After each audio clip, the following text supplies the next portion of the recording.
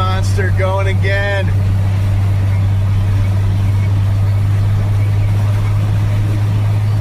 Running beautifully. Unreal. Been in the shop for 6 months. Had everything replaced. Computer, 3 computers, 3 or 4 ICMs. All the ground wires, scanning back and forth, distributor, everything's been replaced a couple times.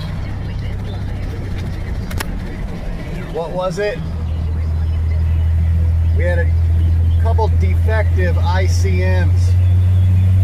The original one was bad, the one we replaced it with was bad. Put another one in it, it was bad. Finally, put a 4th one in and it works. If you're gonna fix an old Ford truck, make sure you get Ford Motorcraft parts.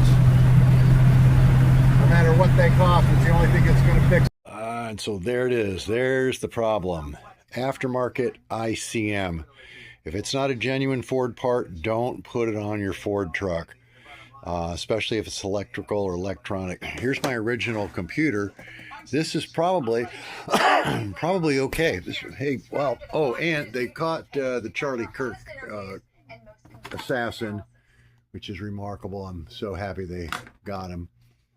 But yeah, so there's the problem with my truck. Took us a year to figure it out. I worked on it for 6 months, ran codes, replaced this thing like at least 3 times, maybe even a 4th time. But this is the one that I put in. We tried another one, you know, had one in it running, plugged in another one.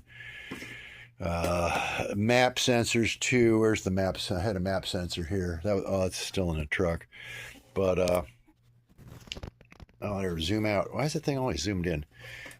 But yeah, there's your problem right there. So do not put aftermarket electronics in your vintage Ford truck. They're all defective. It's Chinese junk.